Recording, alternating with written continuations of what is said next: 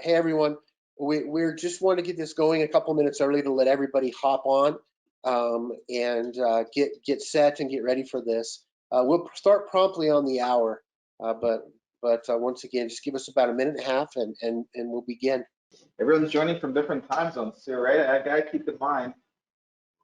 Yeah, yeah. You people guys still morning. Some people are still morning, right? Some people afternoon. Right. You're at right. You're 11, right, Bart? 11 a.m. Yeah, we're 11. Then we got Pacific and we might even get somebody from a little bit further west. We'll see.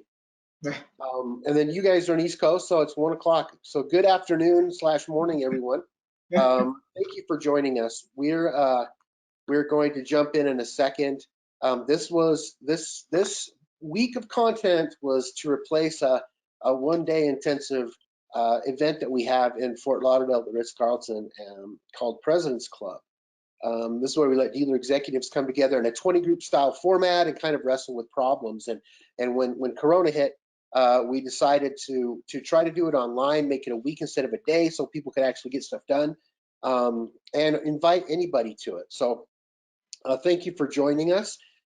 We've got Gail Rubenstein on this particular presentation. Gail, how you doing? You want to introduce yourself? Tell us a little bit about yourself. Sure. Hi, everyone. My name's Gail Rubenstein. I have been in the auto industry for 22 years. And most recently, I'm the founder of a company called Retail Resilient, which I'm going to be speaking about Facebook today. But I've worked in retail dealerships. I was a new car manager, GSM, sold cars, worked at Viato for a long time, love Cox Automotive, and yeah, just been in the industry and here today to help out with some Facebook. Nice. And then we also have Alex Mellon. By the way, Gail, I'm proud of myself. I celebrate the little wins. I actually got your last name right. I think I always call you Rubenstein, and I'm like, yes, I did it right. You did get it right. Thank you. Alex, why don't you introduce yourself? Hey guys, Alex Mellon. I'm the co-founder of Smart Sites. So I don't have as many years of experience or even that many in the auto space. So the agency I run is not vertical specific. We work with every industry, and we really specialize on Google Ads. And funny enough, it's applicable to auto just as any other industry. And we're at a little over 130 employees now at 6 offices worldwide. Nice. Well, and I've seen the slide deck that you two are going to present from, and there's some really good stuff here. So I'm excited to jump right in. Before we do, on the right hand side of your screen, you'll see the Go To Webinar control panel. This is where you can interact and engage with the people on the call. They're literally these little gray bars. There's a triangle. You hit the triangle and it drops down, and you'll see the one I really want to focus on right now is questions. You can ask questions as we go through this. I was speaking a little bit with Alex, and he said that there's a lot of the content that he usually presents from this deck is around 3 hours, and we're going to burn through it in about 20-25 minutes. So we're probably going to have questions. Go, Alex. Yeah, we want to make sure there's plenty of time for questions and answers. In addition, kind of going to that same line, we'll make sure that this is recorded and sent out to anybody who registered for this particular session of President's Club, so you can play it again if he starts auctioneering, talking as fast as possible. But once again, please ask the questions. We'd love to get some dialogue going. That's what this is really designed to do. So without further ado, Alex, why don't you kick off and talk to us a little bit about the search world? Sure. Let's get into it. Where am I? There we go. Cool. So good morning, afternoon, everyone. Really cool agenda for you guys, both from the Google stuff I'm going to be talking about and the Facebook stuff Gail's going to be talking about. Going through this deck and building it with Gail, we really tried to focus on both things that are always going to be applicable and things that are new for 2020 that are going to be important to you guys regardless of the COVID-19 situation. But at the same time, we really took a deep dive on COVID-19 and trends that we're seeing and best practices, how you could really optimize your online presence both on Google and Facebook in today's environment. So that's the agenda for today. We're going to start with the general stuff from Google. So these are the slides I usually present before the world turned upside down with the coronavirus. And they're good slides to really show you where Google is going in 2020, because Google still dominates the online search space, and it's very important to be aligned with their vision and their resources and the way they're positioning things to really optimize your results. So a couple things, you might have seen some of these slides or some of these ideas. They're in general only a couple months old, but those who have exposure to other digital agencies, or maybe even from your website provider or from Google themselves, you might have seen these, but I'll go through it anyway, and there'll be some new slides down. And this is before Corona. So why do we need to change? So the user journey experience is more complex than ever. So if you guys think about it, going back, just try and think about the mindset of consumers. And it doesn't even have to be the auto-specific world. You could think about yourself as a consumer. Think about maybe you have a leaky pipe, right? And as a consumer, how do you find a plumber? If you think about 4 or 5 years ago, the journey was much more linear. People would just go online, search plumber near me, and call the plumber, right, and get the service. In today's world, the touch points are much bigger. They span different devices. People will search YouTube videos on their cell phone. They'll go online, look at reviews of things, look at reputations, Google Maps. So really, the way people interact digitally has really changed, and it's important to keep in mind as we go through all of this, and really understand that the consumer behavior is not linear and will become more and more fragmented over the next year or two. So this is a really cool slide. This is a study that Google did over a couple of years, measuring automotive digital touchpoints. So they followed hundreds of consumers in their auto journey from literally the start to the end. There's a lot going on this slide, so you don't necessarily need to read all of it. I'll summarize it for you. Everything in blue is digital touchpoints. So as opposed to 10 or 20 years ago, the digital touchpoints of a consumer are completely different and a lot higher than they used to be, right? If you think about 10 years ago, people would get exposed to automotive TV commercials. They would hear the commercial or a radio spot about a certain dealer, and then they would go to a dealer lot, they would buy the car and drive off, right? That would be the process. Now, and I'll just read off some of these, they start off, first of all, searching on Google. They visit the OEM website. They talk about the car with their family. They're influenced by online ad. They watch a video on YouTube. They read a professional review. It's really a complex journey, and more so skewed towards digital. So 80%, as you can see, everything in blue, 80% now of the consumer touch points happen completely digitally. So what does that mean for everyone? Well, first of all, the ad spend is starting to finally catch up with this, even though if you look at most dealerships, it varies geographically, but with 80% of the touch points digital, the ad spend overall usually isn't 80%. So there's still an opportunity, but more so, you really have to hit the consumer in different parts of their journey with different ads. And really, this slide just shows you the journey, and that you really have to understand the journey to be able to target people correctly. And my favorite takeaway from this, and I have the actual numbers for it, but the last point, if you guys see all the way towards test drove a vehicle, use mobile on the lot. So I forget the exact number, but it's somewhere around 50%. So 50% of consumers actually pull out their cell phone and do a search on their mobile device on Google while at the lot of the dealership, sometimes even while sitting at the desk negotiating the price. So when you think you already have the sale, right, the consumer's ready to go, sign the paper, you go to a printer, get something, consumer literally takes out their cell phone and tries to see if there's any other better deals, better specials, other local dealership advertising something that you're not.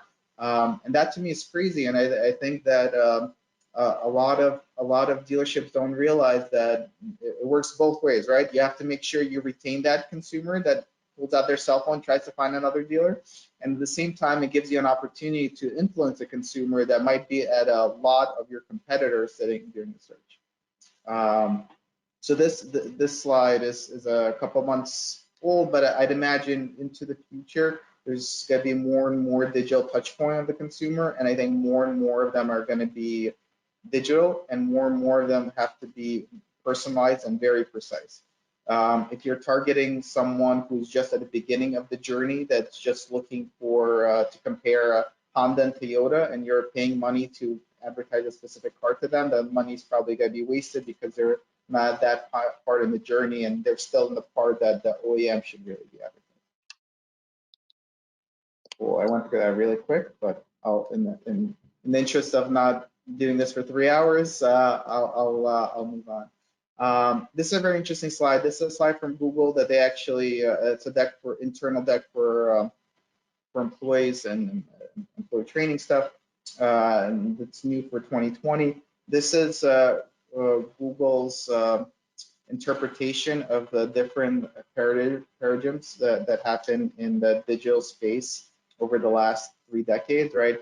And the new one that's happening now is AI and machine learning. And the big takeaway here is they see this new AI machine learning that's really has been around probably for close to a year, but now is at a whole different level. They see it as huge and important and as impactful as the invention of the internet to begin with, and as the mobile revolution that started 10 to 15 years ago. This is really, really a big point to understand and take away. This itself is an entire deck, right? But the point here is that AI and machine learning could now improve campaigns at a scale and in a way that has never been done before. For those of you who have been in Google AdWords in the last couple of years, everyone knows that you could go in and you could adjust time of day, right? Or you could adjust gender. So you know, for example, that the leads that come to you in the morning are more valuable. So you would go in there and you adjust the bid for your morning traffic, which was in itself something revolutionary 6-7 years ago. The new capabilities that Google presents with the AI and machine learning is Google could adjust all of that on the fly based on the data coming in. It could also adjust it based on different variables and combinations. So what I mean by that is through the data that you feed back into Google, Google will know that someone that comes in the morning to your website and that's a female and that searched a specific keyword and saw a specific ad copy is actually 3 times more likely to call you from clicking the ad. They feed the data back and adjust it on the fly. And between the time someone presses search, they type in their keyword, right? They press search. Between the time they hit search and your ad appears, in that 1/4 of a second, you could increase the bid on that user automatically and actually win out and get that person to your website, knowing that they're more likely to convert. This is the kind of big data automation, machine learning stuff that wasn't possible for almost anyone ever. There's a couple of big companies like Oracle and such that powered a little of this in the last couple of years, but Google literally brings this to you for free as long as you could integrate the data and have everything set up. And obviously, it still needs a human component to interpret it and set it up correctly, but it gives you the capability to really be adjusting all your bidding on the fly with all the data that's coming in there. This, and I'll go to the next slide. This has really now become a building block in what Google sees as a normal campaign. This is their new building block of search 2020 going forward. For those that have seen Google Decks and been in presentations about Google Ads, the big thing the last couple of years has been, first of all, non-last click attribution. If that's familiar to anyone, NLC. You wanted to make sure that your attribution model is correct. Tagging was very big, right? There's a lot of things there that Google kept pushing as being very important to Google Ads. This is now completely different. They now are framing it as a 3-step framework. So number one, you need your foundation.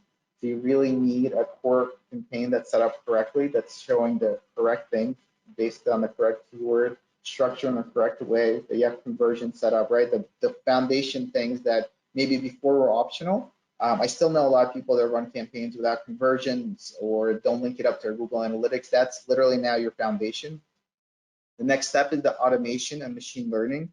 So that's the stuff I was just talking about, where before you would manually go in and adjust the bid, right, or bid higher at night or lower at night or more on the weekend. You should not be doing that manually in any way. You'll never be able to match any kind of manual adjustments to the automated machine learning that Google is able to do on your behalf. So that's the next component, automation. And then the third big one that a lot of people actually miss is innovation. So when you think about the Google Ads campaigns you're running, you want to make sure, obviously, first you have the foundation. You're doing the automation that's fairly new,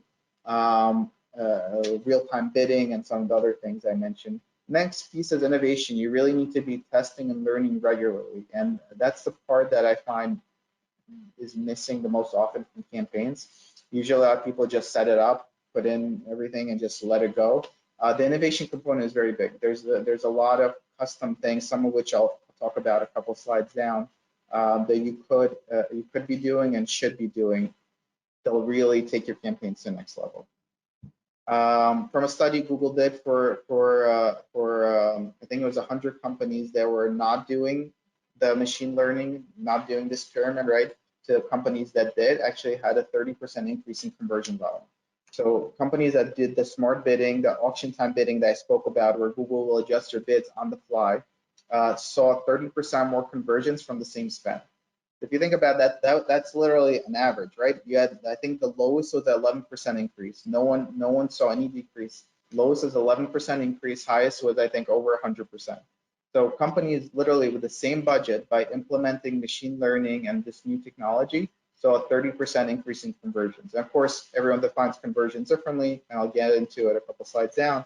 But typically, that's your form fills, your phone calls, like real, not like 5-minute time on site, right?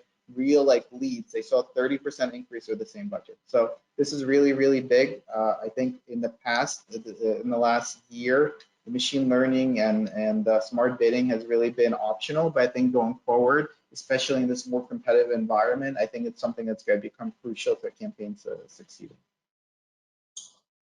Cool. I talked really quick. A couple more slides, and I think we'll do some Q&A stuff. So that was what Google has really been pushing and showing as being important for 2020 and at this point into 2021. The other thing I want to share with you guys is some new innovative things they could be doing with Google. This again is itself an hour-long presentation, but I picked out 2 of the most interesting things that people probably don't know about. I'll give you a quick glimpse. So the point of this section is for you guys to be aware of what's possible, and then go back to your agency or marketing manager, whoever runs your Google Ads, and actually have a smart conversation with them about it and actually think about implementing it. In total, there's actually a couple other interesting things, but we'll touch upon the 2 that people find the most interesting. Cool. Number 1, so this actually feeds into the machine learning and AI and everything I spoke about earlier. The machine learning works best when you have all your conversions in Google. Obviously, if you're not tracking phone calls in Google Ads and only tracking time on site or some silly metric like that, your results are not going to be as good. If you are tracking everything, Google will use that data to produce best results. The new thing for 2020 is Google's gotten really, really good at measuring store visits, which is important for a lot of our small businesses, but probably the most important in the automotive space, where you guys really, now Corona changed everything, but the general practice is you need to get someone in the dealership to buy a car from you, right? For those that have been trying to do this for a while, what used to be big used to be beacons, and you guys might still have a beacon in your dealership. You get this little white thing from Google and you attach it somewhere, and that would through communication with your cell phone try to track down your store visit. Their methodology now is completely different. It's now native to devices. So if anyone has an Android device, by default, it will use, unless people disable it, I think disable rate is 4%. It will use the location tracking of the cell phone to identify that someone went to your dealership and then track it back to the ad. That creates a couple interesting things that you could do. Number one, you actually know which ad copy is driving the store visit to do really cool analysis. Number two, you could create campaigns that are actually focused on store visits. So using smart bidding, there's a bidding strategy called TCPA, target cost per acquisition. You could set up a campaign targeting the only goal is store visit. You could say, for example, I don't care about phone calls, I don't care about anything else. All I care about store visits. And I know that if someone comes in through my doors, that person's worth $200 to me, right? So you could set up a campaign with a TCPA limit of $200, and Google will get you as many store visits to your store with that set budget. That's something that's really revolutionary. And again, the methodology used to be, beacons have gone away now. It used to be mostly mostly Android devices, but in the last couple of months, they've really integrated the Apple phones really well.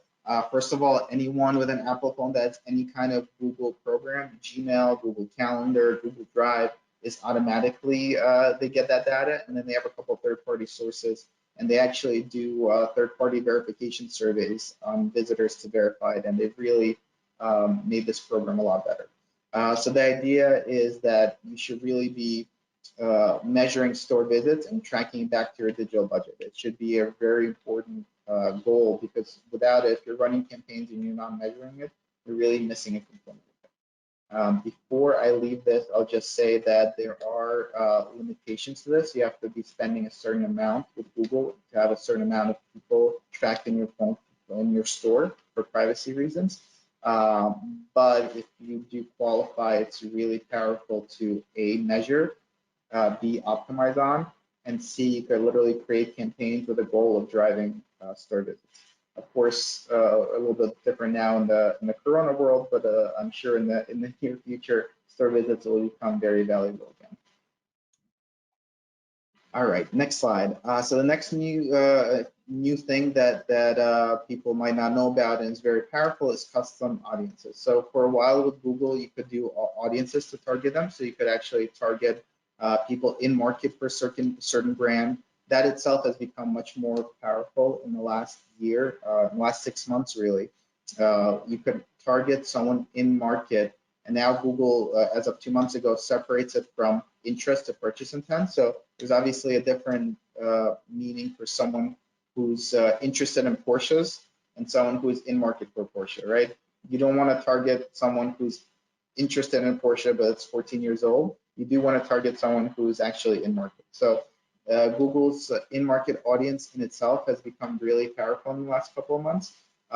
Custom audiences actually takes a step further. It's something Google rolled out, I want to say almost a year ago, to compete with Facebook, and it allows you to import your own audiences into the Google display network and then target them all over the world. Then they pulled it back because there was a lot of abuse, especially in the political side. And now they're allowing it again for select agencies, and I think you need a certain amount of like type spend to prove they're scamming. But it's really, really powerful because you could upload a list of your customers or whatever other list you have, and then target them across the entire, not just Google search, but display network. So those clicks are usually really cheap, and you don't pay unless someone clicks it. So it lets you serve a lot of ads to your audience for very, very low amounts of money. And the Google display network is 3/4 of the US website traffic. It's websites like CNN. It spans literally almost every single website with an ad on it. An interesting way to implement this, and of course there's many, interesting way to implement this is if you have a list of all your lease customers and you know their leases are ending in 1 month, 2 month, 3 month, whatever it is, you could upload that list into Google Ads and then show them an ad saying that we know your lease is ending, come back to us to get a new lease. You could do lease pull aheads and all the different programs in there, of course. The tests we've done for this have been really successful. For literally you just pay for the clicks, and the clicks are cheap because of the display network. So when you're paying 50 cents a click, usually your ads will get seen hundreds of thousands of times. Even if you wind up with 100 clicks at 50 cents a click, it costs you $50. And 100 people who you know have leases with you, they click back to your website to check out new lease deals, are really, really powerful. And and good audience, and the conversion rate is usually double digits on that, all for a $50 investment. So this is very, very new and very powerful, and I've noticed that in the auto space, a lot of people have not taken advantage of it. All right, we'll move on now to the COVID-19 stuff. So I have some really cool graphs to share with you guys, data from Google, and this is probably the most often asked thing these days is how are you seeing the Google search volume and behavior? A question I get asked literally in every industry. Obviously, every industry is affected these days. So I'll go through the auto specific things with you guys. So the latest data set is actually only from 2 weeks ago. So this is super recent data. So week over week, the decrease has been happening for obviously since the end of February, as you guys know and have felt at a dealership. But the silver lining is April 5th to 11th actually went up 4.5%.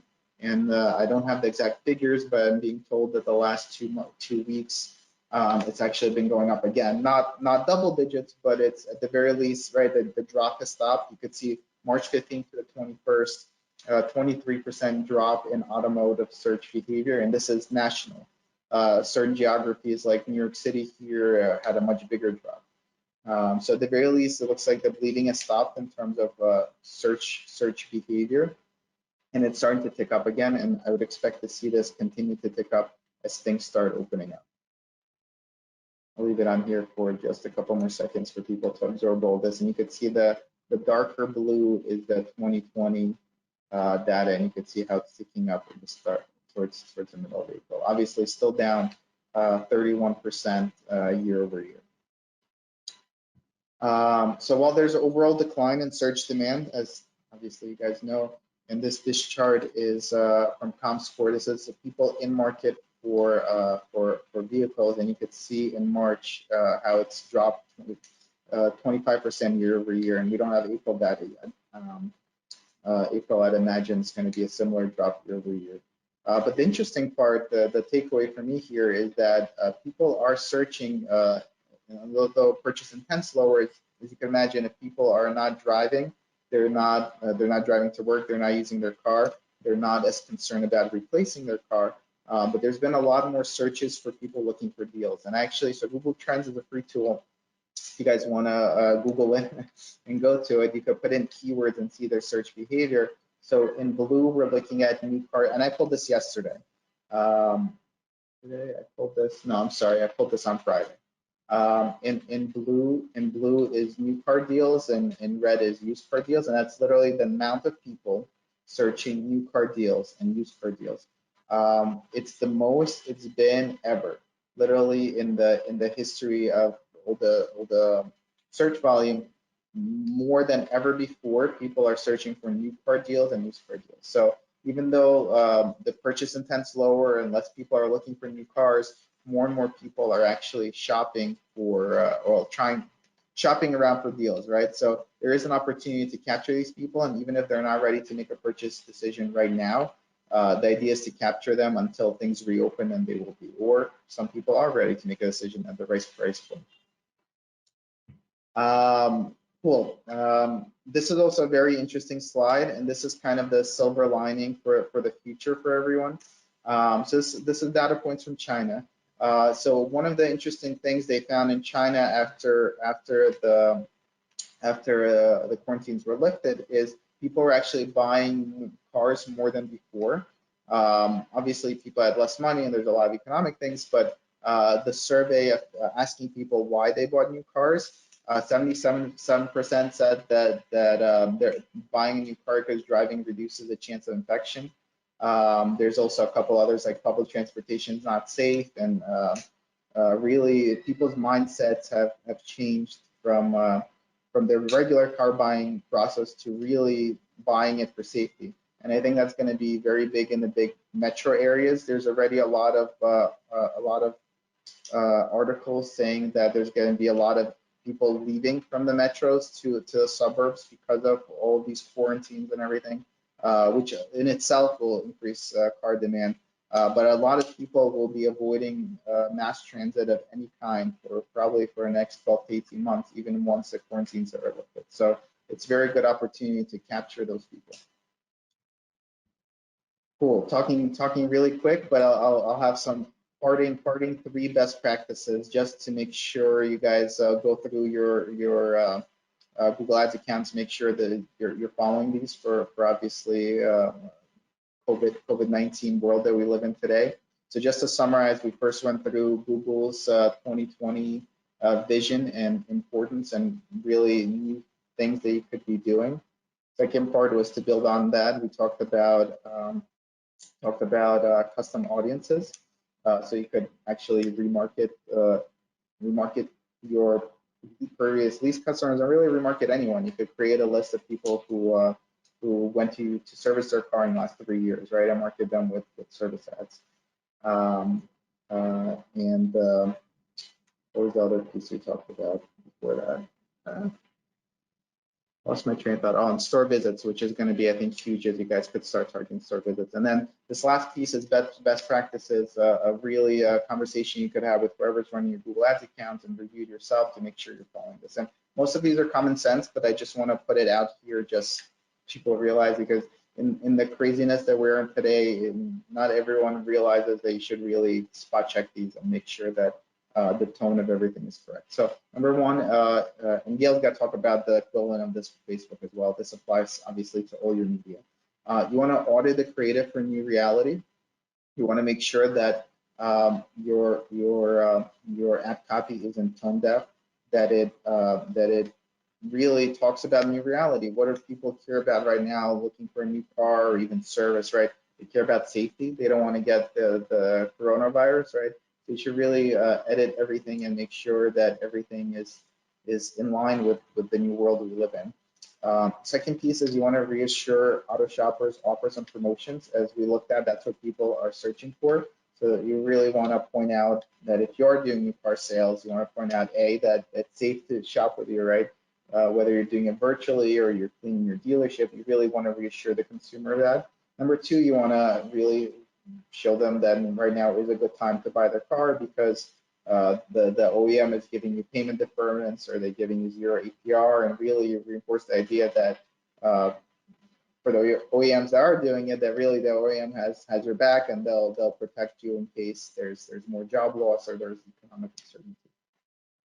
And the last piece is virtual showroom. That's been becoming big as the whole online experience has shifted online. You really want to make sure that you have the virtual showroom on your website, that you have the images, the videos, that people could actually browse your inventory in today's world without actually going to the dealership.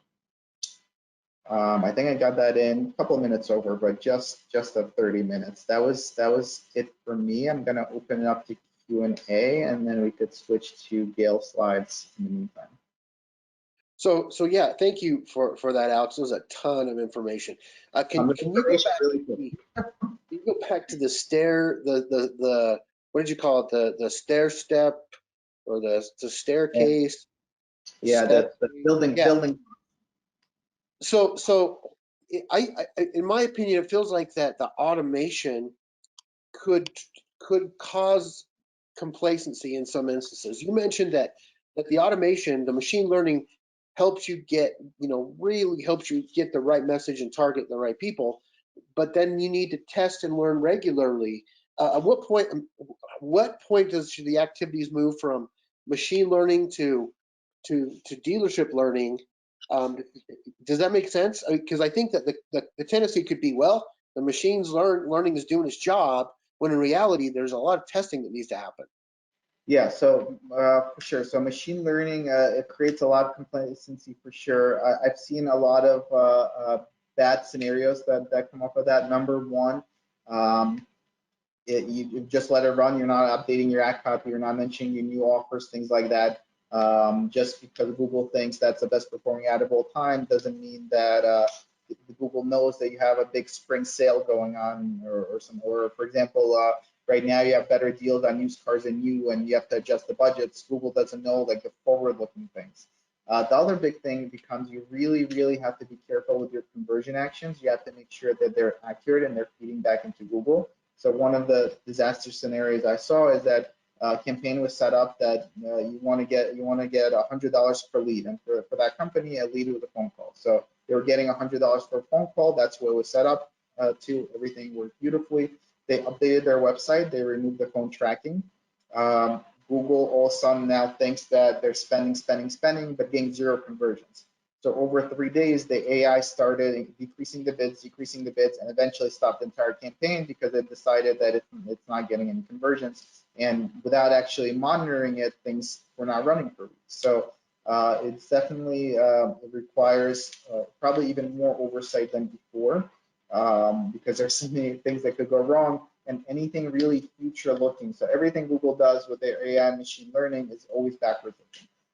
Which in a world like today, for example, when we were setting up campaigns for our clients for April or even in March, you can't go based on data from February. So there's always adjustments that have to be made based on the reality of the dealership, and the dealerships are the ones that know it best, right? They know that April are going to be my good lease deals for new cars, or June, or there's really a lot of human component that still has to play into this. So a lot of learning needs to take place. Here's another question. This is from Chris. I'm going to kind of generalize this a little bit. But the question is, how about optimization from, say, digital retailing forums, or getting customers into that funnel? What kind of optimization are you doing or seeing for this online purchase? Sorry, I'm not sure if I understand the question. The optimization that's going on with digital retailing forums. What kind of forms? Roadster, Modal. Got it. On the same page now. So that's also a big one. So a lot of people are now doing Roadster and the other platforms, as obviously we're in the lockdown mode, and that's how you're going to help convert customers. You really need those conversions feeding back into Google Analytics and then into Google AdWords. It requires an extra step of setting up, but please, anyone who uses Roadster or any service, reach out to your rep there and tell them to set up a Google Analytics goal so you're at least tracking your conversion values. But with Roadster, for example, you could track how many people unlocked a certain car, how many people entered older information in, and that should feed back into AdWords, right? And then you could actually create campaigns that are now helping drive the actual conversion actions, and Google has actionable data. So Google knows that for Roadster specifically, people are more likely to enter older information and unlock a car after 4 p.m. when searching these specific keywords, and they're bidding higher in that. Without that data, Google just doesn't know. It's really a new behavior. I can't imagine any manual way without tracking conversions that people will be accurately driving those actions. That's a good question. Okay. All right. Well, then let's if you can get there, let's turn the time over to Gail. Gail, let me see if I can figure out where that went. There we go. Why don't you talk to us a little bit about the other part of this, the social element, specifically, Facebook, Instagram, and how we can engage and we should be treating customers now on that. Okay, bear with me for one moment. I'm just going to open up. This slide deck.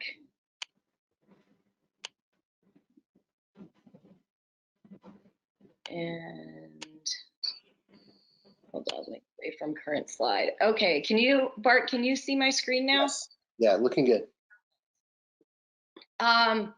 All right, so I'm gonna spend about the next 20 minutes or 25 minutes speaking, giving everyone a glimpse into Facebook and Instagram for 2020.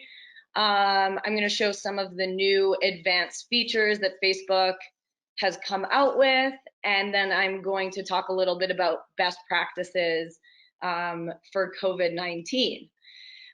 So just to begin, in regards to Facebook statistics and how auto dealers are building their business model to the majority of consumers rather than the minority, there are 2 billion users on Facebook and 76% log in every day.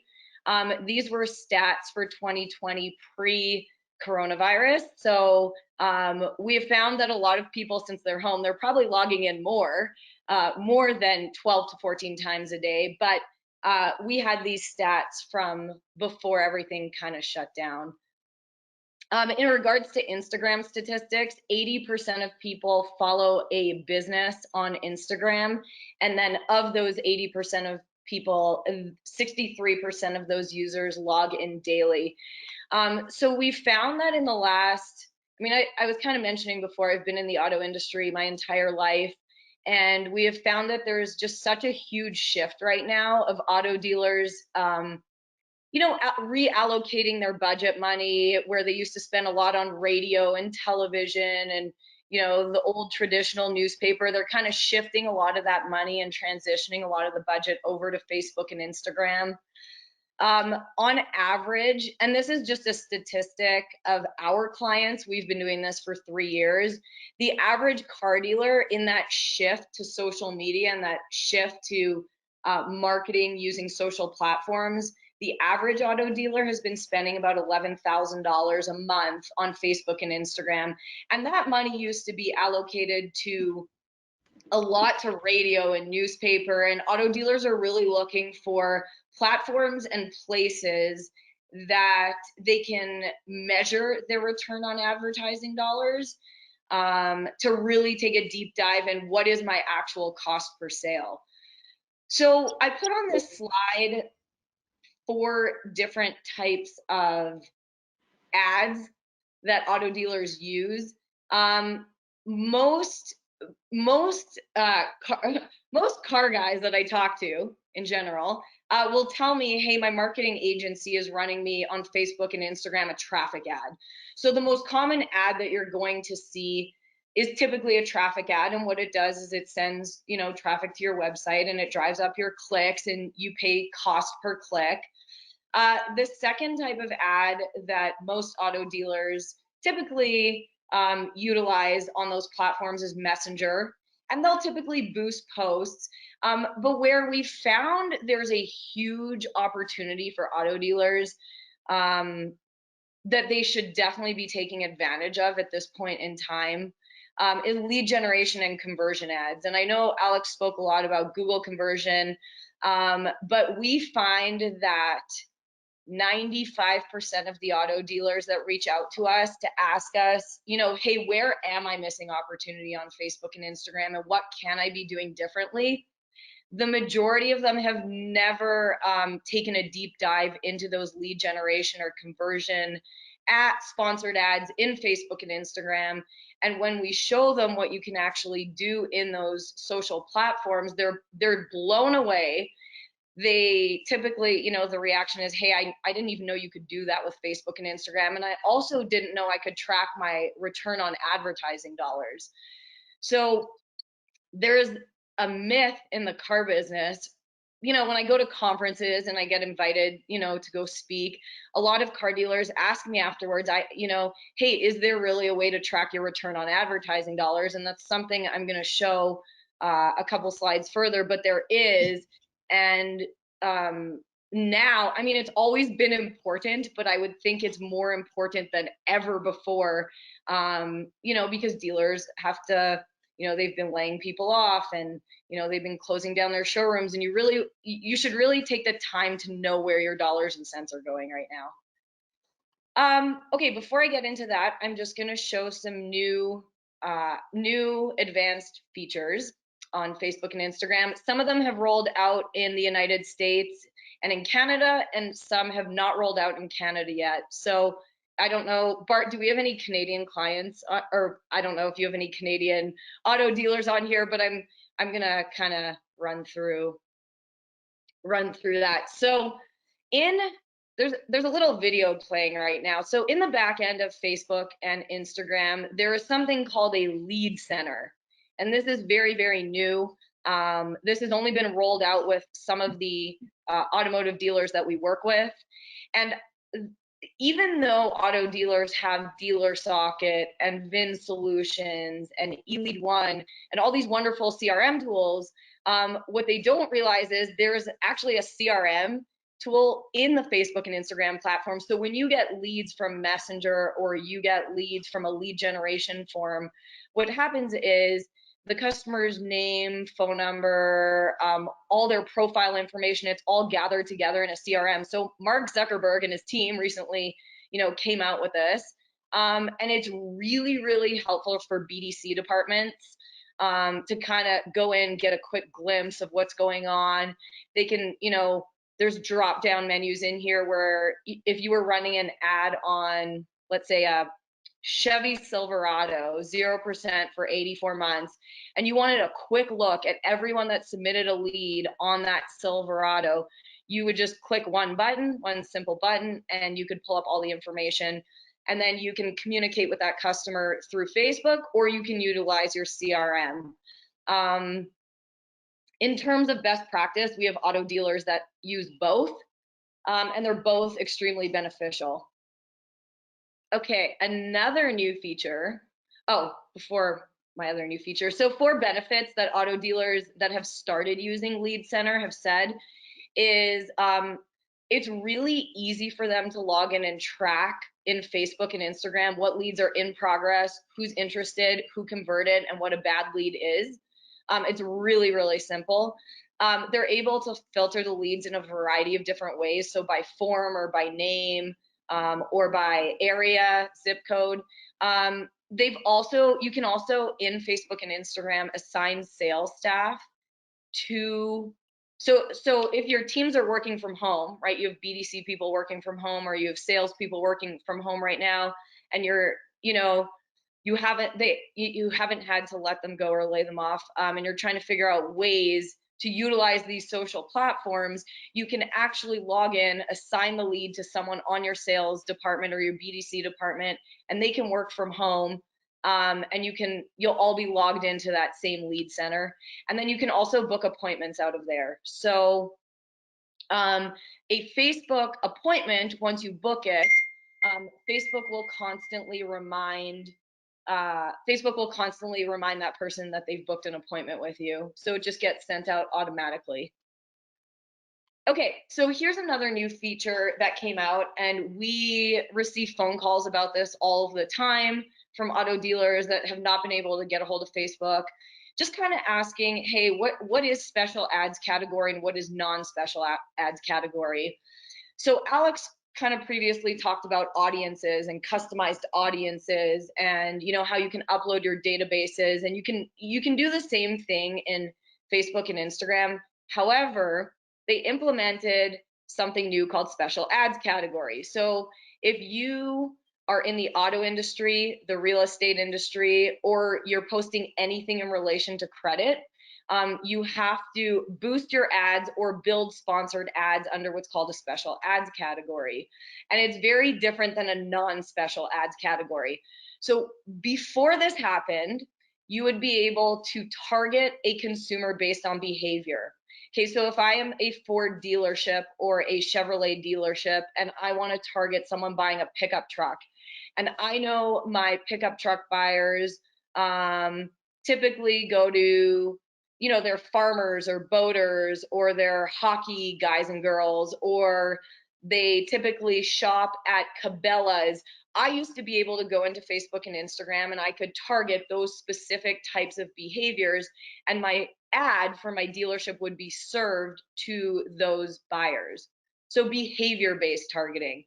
Now it's a little bit different. In special ads category, what Facebook and Instagram did was they kind of grouped some of that behaviors together and they put it in other categories. So if you look at the left-hand side of this slide, you now target by car finance, cars.com, four-wheel drive, hatchback, lease, loan, luxury cars, sports cars, sedans. So it's broken out a little bit differently.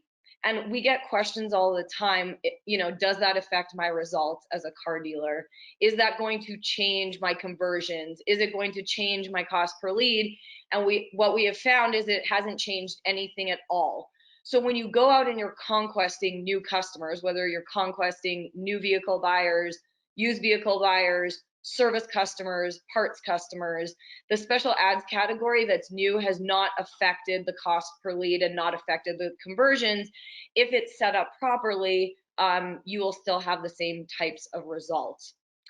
So I thought this was really important to share with auto dealers. This is something that has not rolled out in Canada. I think we saw it in 1 or 2 clients' accounts, but they were testing it, so it's going to start to roll out in Canada over this year, but it should be in all Facebook and Instagram accounts in the United States.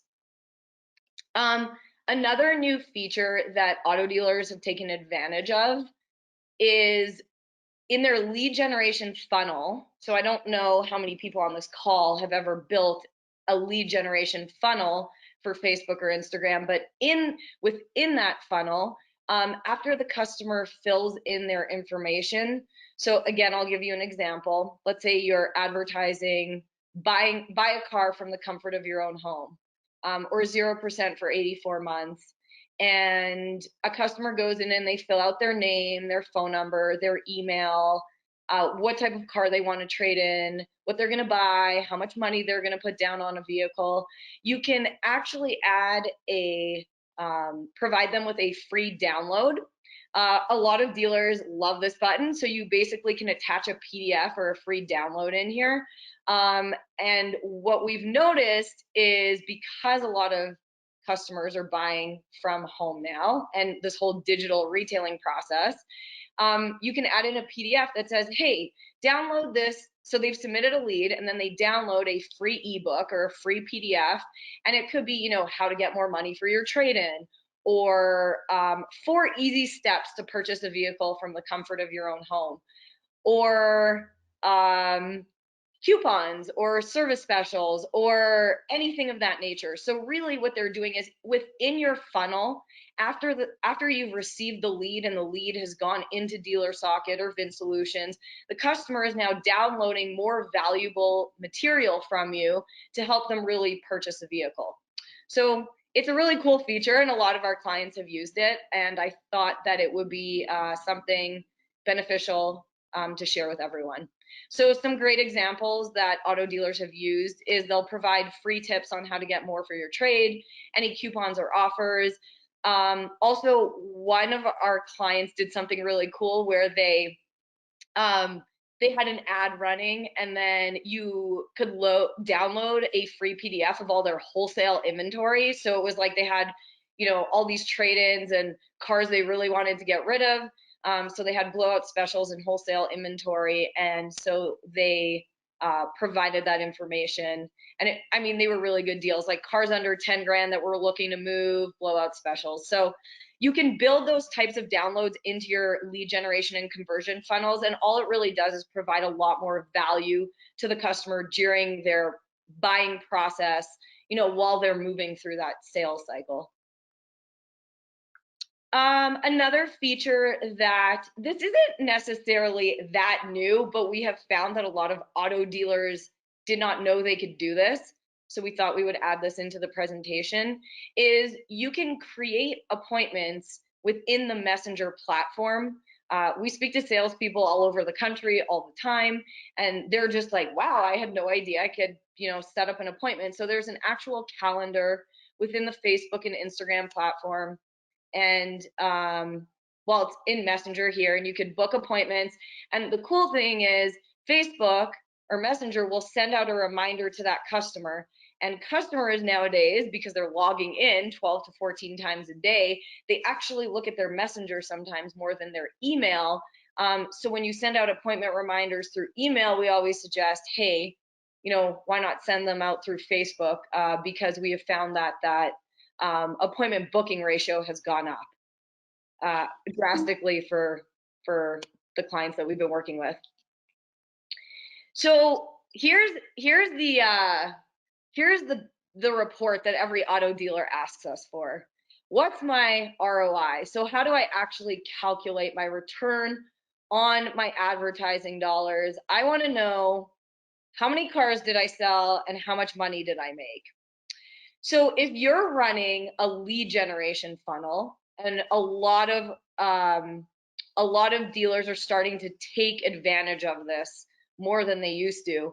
When you run a funnel and it's connected to your VinSolutions or your Dealer Socket or your eLead One, those campaigns will go into your CRM tool and they'll be named. So it could be, upgrade my trade Facebook, online buying COVID-19 Instagram. And all the leads that come in on that specific funnel will go into VinSolutions or Dealer Socket. And then you get this report that I'm showing on the screen right now. And the report will show Facebook, Kelley Blue Book, Tacobi, Dealer.com. What else do they have here? Spanish Facebook ads, Auto Trader, Car Gurus, Google, Carfax, so everything. And it'll show you your total lead count. So for example, this dealership, they listed theirs as strategy Facebook sponsored ads. They had 446 appointments. They had 1,496 leads. They sold 64 cars for a gross profit of 45,840. Now, I want everyone on this call to keep in mind this gross profit does not include the manufacturer money. So I know with, you know, whether you're a Chrysler store, a General Motors store, or a Ford store, you know, after you hit your volume objective, you get your payout from the manufacturer. This was just gross profit on their used vehicles and their new vehicles. They just kind of combined it together. But I just thought this was really important to show auto dealers because this is not something new in the car business, but I find that the more and more people we have an opportunity to speak to, the more and more we realize that auto dealers just need a little assistance in how to get these ROI reports set up. And once they have them, they absolutely love them. So that is the ROI report, and that's what it looks like. And then last, I was going to show, I loved Alex's slides. I don't have statistics for COVID-19, so I'm really glad that Alex shared that information with everyone. But what I wanted to do was show examples of specific sponsored campaigns that auto dealers have been using on Facebook and Instagram to really drive conversions and lead generation during COVID. There is all kinds of messaging going on. Some of it is buy from home, but I'll go through these slides and kind of share with everyone what this looks like. So here's just one example. It says, purchase your vehicle from home. We will do all the work online, on the phone, and deliver your safe and sanitized vehicle right to you. Car buying has never been this easy. All you have to do is click apply now or click get quote or click learn more, and a friendly representative, you know, will communicate with you and contact you. Now, these leads can be, you know, they can be the person on the other end could be someone in your BDC department. It could be someone that's working from home. It could be a salesperson. It could be a finance manager. So if you're collecting finance applications and your finance manager is working from home, all that information will funnel in, and they'll be able to, you know, do everything from your finance manager can do everything from the comfort of their own home, as well as the customer can do everything from the comfort of your own home. So this is kind of the messaging that auto dealers have been communicating in the past few weeks. It's funny because they were communicating this as well prior to COVID-19, but now it's emphasized so heavily and emphasized a lot more, I think, than it used to. We've also put together messaging like this. So we had an auto dealer that wanted to do an auto stimulus and payment forgiveness event. You know, secure your spot in this auto stimulus event, and you know, we'll go to your home and we'll appraise your trade from home, and we'll disinfect your trade before we bring it back to the dealership.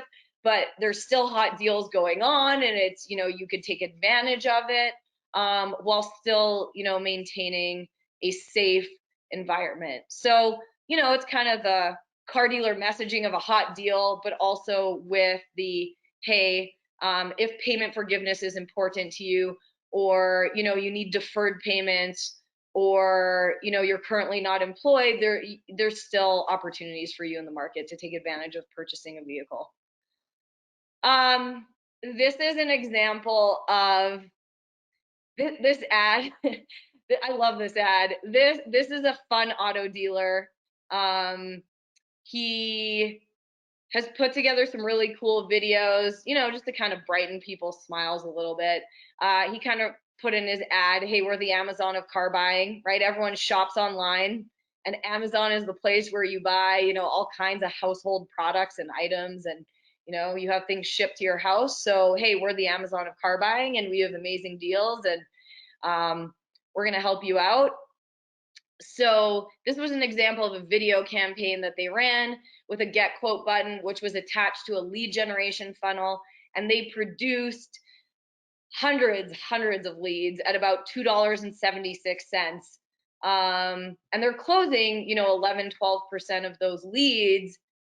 So even, this is just proof that even during what we're going through, there are still car buyers out there, and they do want to take advantage of, buying from home.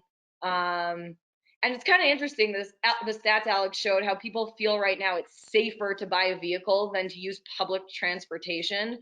So I just find that fascinating because these messages really resonate with people. Kate, sorry, that was his video. It was a rap video. I don't know if anyone wants to listen to that, so I just turned it off. This is some examples for service departments. There's been a huge shift. So in the last month, we've actually worked with more service clients than we ever have in the 3 years that we've been doing this. But the whole get peace of mind with a sanitized vehicle, clean inside and out, disinfect your vehicle, even just a wash and vac or a full detail. People are really concerned, and these things are important to them, and the messaging is really important to them. So a lot of service departments have been utilizing this type of content and messaging for their Facebook and Instagram advertising. And then the last example that I was going to provide, and then I will be done, is this is just another example of a service ad. So state inspections. There are, there's auto dealers. Really what we're trying to get at is they're really trying to push service. They're trying to keep their people employed. They're trying to bring revenue into the dealership. They're trying to, hold strong during what's going on in the economy, but they're also trying to make sure everyone feels safe. And so there's, all kinds of different service and parts campaigns that a lot of auto dealers can utilize while they've had to close their showrooms or send people home. So that's, Bart, I think that's all I really have for Facebook and Instagram. I don't know if there's any questions about anything new for Facebook that I could answer. But yeah, thank you, everyone. Yeah, I've got a few. By the way, it looks like you got a really the workings of a nice shoulder tat on this photo, Gail. With your phone and your website. Do you guys like my tat on my arm? I have no tattoos, but here I do. Thanks, you guys. I've got some questions for you, and then as we wrap up, Paul wants to know, as you're talking through this, when you started, he wants to know what type of attribution are you using? Sorry, say that again. One of your first slides that you pulled up, the question came across, what type of attribution are you using? So can you go to go back to one of the first ones?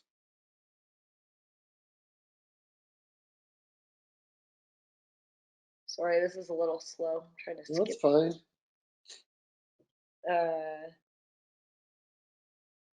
Hold on. Going back a few slides. Was it in the statistics that we were using? I think yeah, when you first started, yes. Our statistics are from, we took these, was it?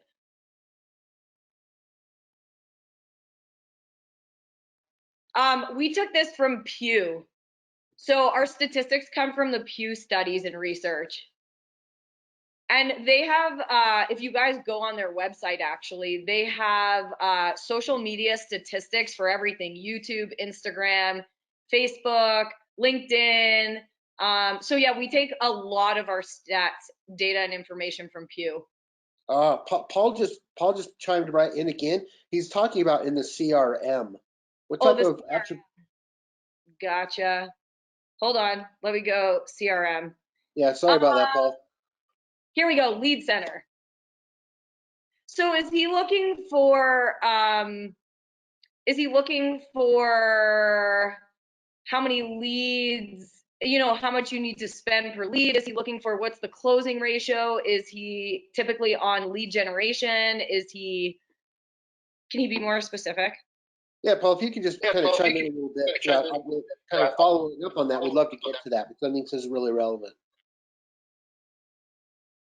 And while he chimes in,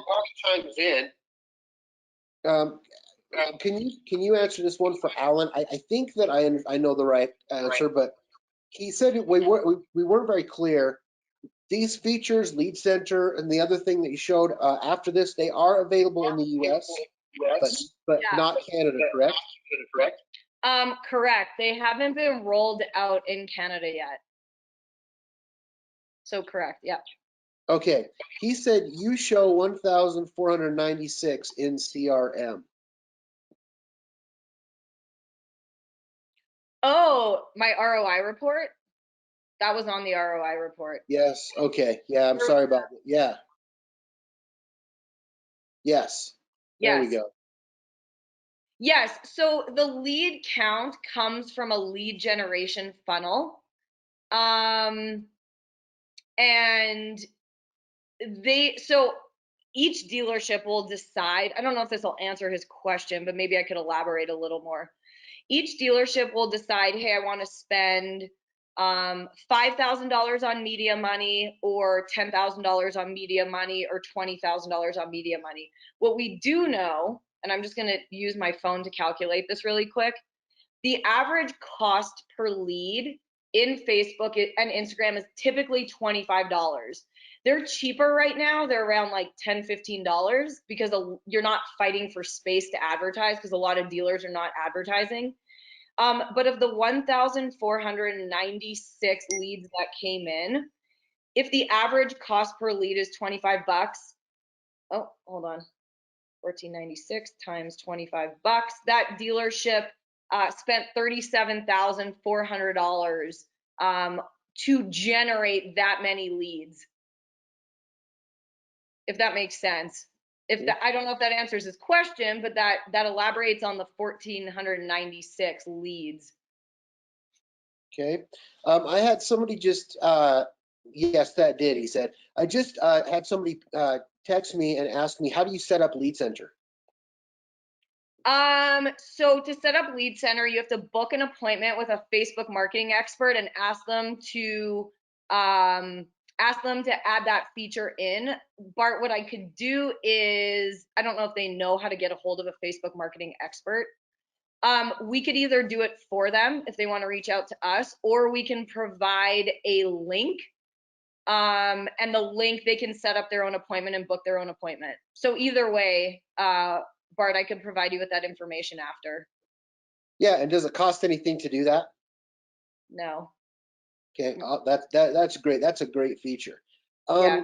Peter's wondering about your experience or your thoughts on chatbots, specifically Facebook Messenger chatbots. I like that question. There is all kinds of chatbots. You could have a basic chat. Chatbots are really great, actually. If you have a chatbot set up where the chatbot collects information, you want to make sure that information goes into your CRM tool. So if a chatbot is going to collect name, phone number, email, you know, what they want to buy or what kind of vehicle they're interested in or how much money they want to put down, I would definitely have that chatbot send that information into your CRM tool. You can use a company called LeadsBridge. We use LeadsBridge. We love LeadsBridge. Or you could just have a basic chatbot where the chatbot chats with the customer, gathers some information, then a salesperson chimes in. I think in terms of how do you want to handle your sales process? So chatbots are amazing, but you do have to decide what your sales process is going to be. Are your salespeople going to communicate with that customer after the chatbot, or is the chatbot just going to push the information into your CRM and then you're going to communicate with that customer? So chatbots are really cool. It just depends on how you want to set up your sales process. Yeah, I feel like that if you've got workflow set up with a chatbot, so it's helping to clarify some things that can actually be more efficient than a live person. I think that the caveat is, as long as your chatbot is acting like a chatbot and not trying to act like a human, I think that's where it can kind of get confusing for people. I've seen workflows being set up by some companies that are really solid and strong, because it's just, hey, I want to schedule a service appointment, so boom, boom, boom, boom, done. But you got to be careful with them. But yeah, I think that they serve a good purpose. And thank you for Gail and Alex. This has been really great. I want to kind of talk for a second before we end, and apologize for going long, but and this might be just a out of left field question, but I would love to see if we can kind of get a little bit of a discussion going on, where in a dealership's mind, where or from a strategy standpoint, where you can leverage some of the similarities between what Google is doing and how they look at the world, and Facebook and Instagram and what they're doing and how they look at the world. You already mentioned one, Gail, when you're talking about the fact that there's audience, that you can build, and it sounds like there's a lot of stuff that you can leverage on your site, Alex. But I guess, what are some of the common threads that dealerships can look at, and as they talk about what the future looks like going forward with these advertising platforms, and how they should be viewing the world? Does that make sense? It's kind of a broad discussion question, but I'd love to get into that a little bit. Makes sense. I could jump in. I could jump in with that. So there these days, I would say Google and Facebook literally should be the majority of your digital budget. They are the two gorillas in the room, right? I think traditionally they've been more different than similar. The way I used to define them for our clients is that Google is more keyword based, where you're grabbing people based on what they're searching.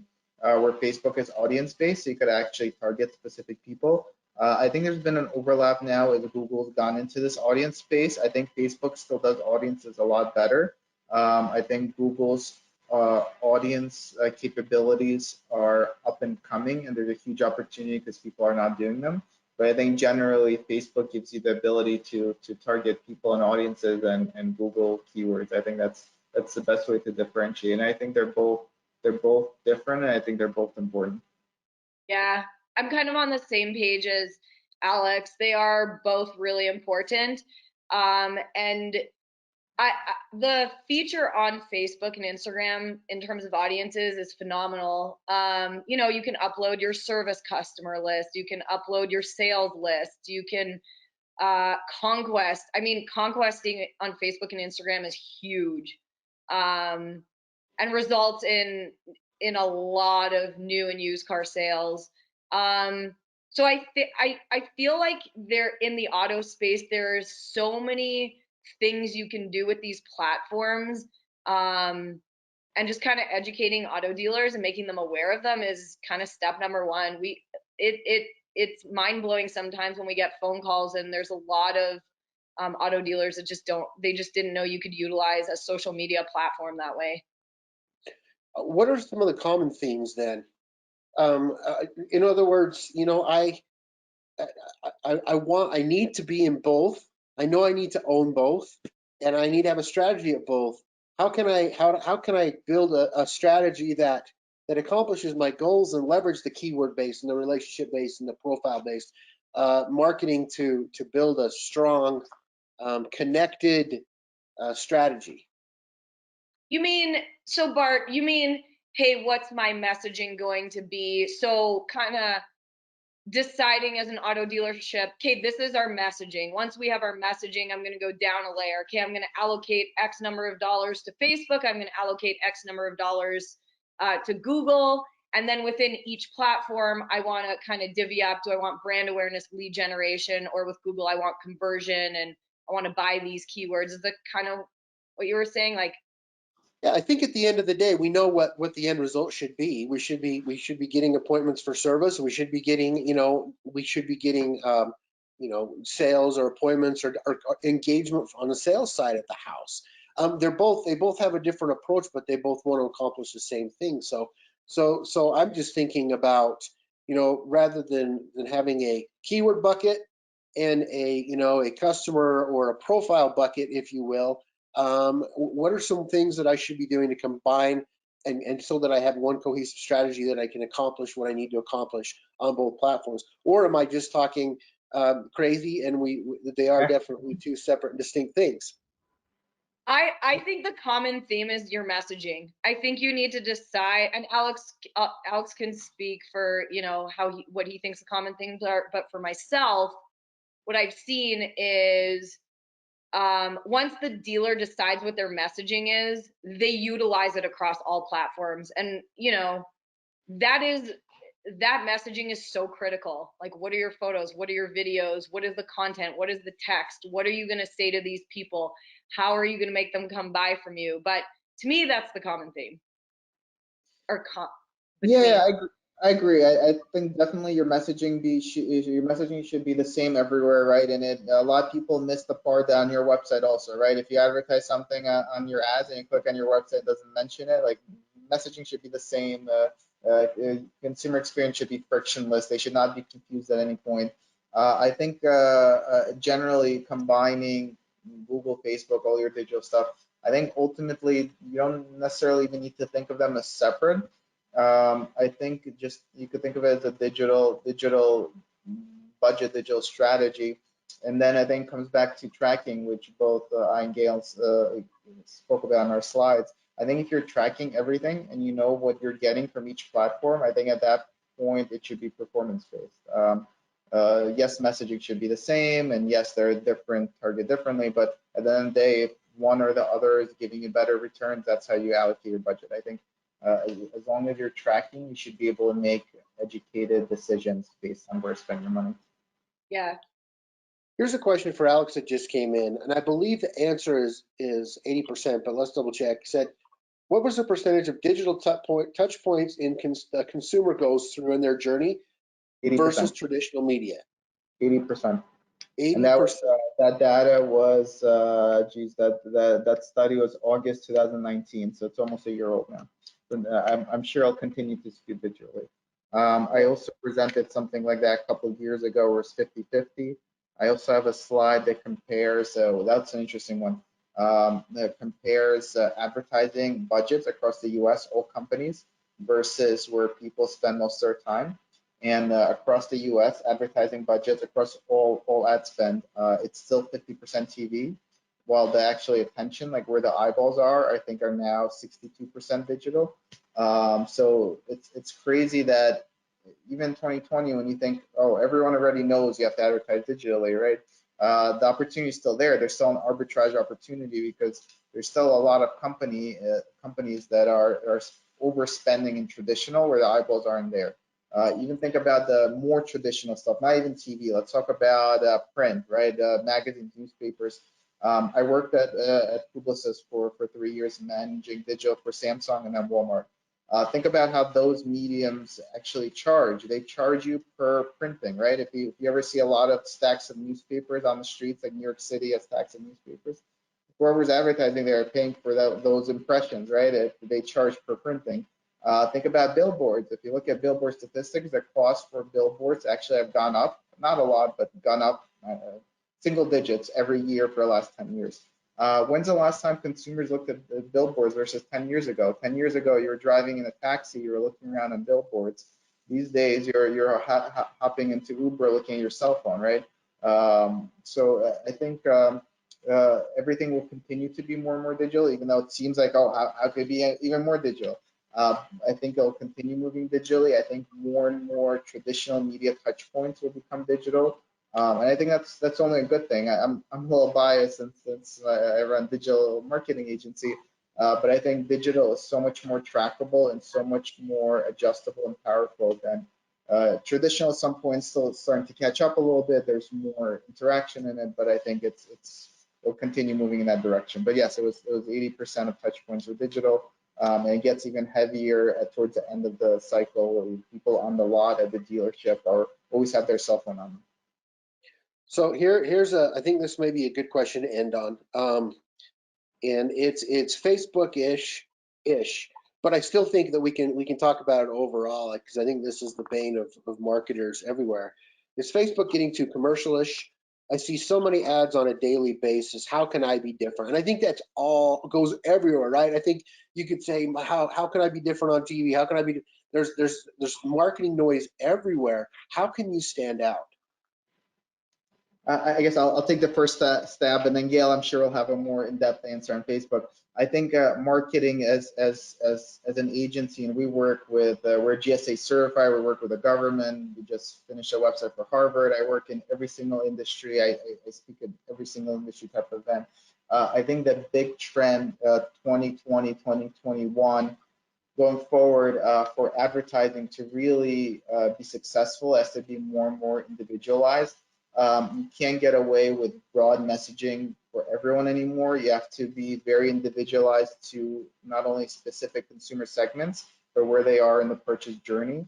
I think that's how you stand out. I think when you're super, super relevant to a consumer, when you know for a fact that a consumer right now, and this is more OEM level, but you know for a fact that consumer right now is comparing between Toyota and Honda as a brand they want to look further into, that's a time you literally serve them a video or some kind of ad trying to reinforce the benefits of going with Honda.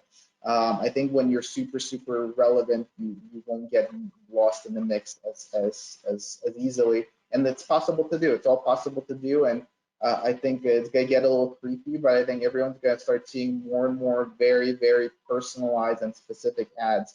And Facebook, I think they don't allow it anymore, but couple of years ago, geez, I was still in college, but I remember I played a prank on someone in college. I uploaded them into audience lists of just themselves, right? They were my audience, and then I served them very personalized and creepy ads. And this was before that's normal, right? These days you get an ad that says, Alex, take a look at this. You might be okay with it.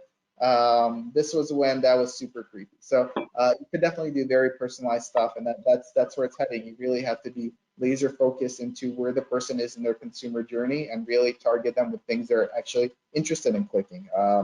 If they see an ad that's relevant to them and they're interested in it, I think that's where you get the results. Okay. Get what do you think?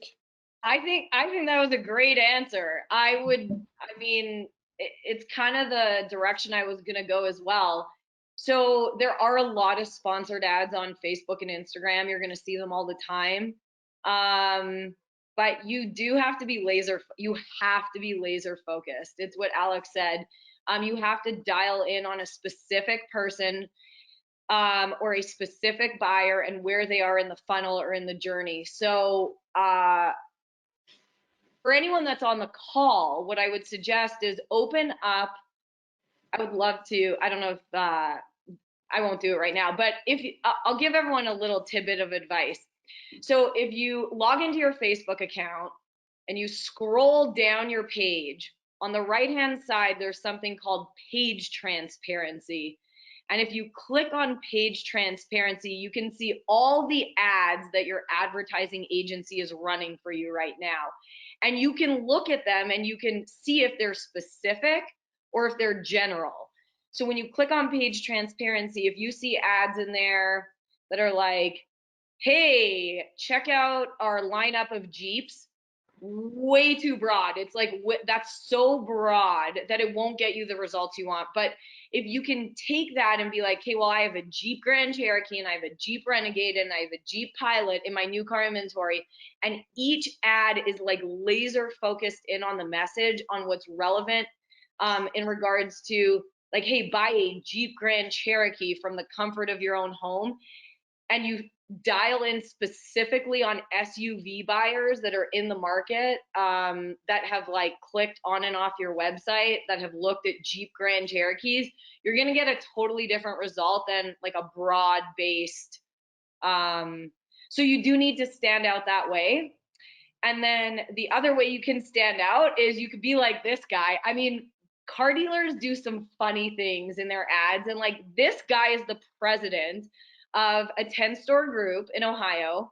And when they shut down the gyms in his community, he made it fun and was like, hey, if you come into the dealership, we're going to do a workout with you. If you book an appointment and you're the only one in there and you social distance, we can do a push-up workout with you. Like, so do you know what I mean? Like, they make it fun and they make it engaging and they make it relevant, and so it depends on how you want people to perceive you in your community, and what you want that to be. But yes, it has to be very targeted and very focused and very, like, you got to hit the bullseye. You need to have someone on your team like Alex, or for Google or for Facebook or Instagram, like a team of people that are know how to hit the bullseye on that platform, and so that it's not as broad based. So that's my answer. Thank you, Gail. Thank you, Alex. I know we went over, but I really appreciate your feedback and insights here. There's a lot of stuff going on right now, and we need to figure out how to market today and plan for post-COVID and what that looks like. So thank you so much to everybody on this webinar. We hope you join us for some future President's Club sessions. They're going to be happening every day, and we will get this recording out to everybody, so you can go through and revisit some of those slides with all that data on them. And we hope to see you again. Gail, Alex, thank you so much. We really appreciate it. Thank you, everyone. Thank you, Barb.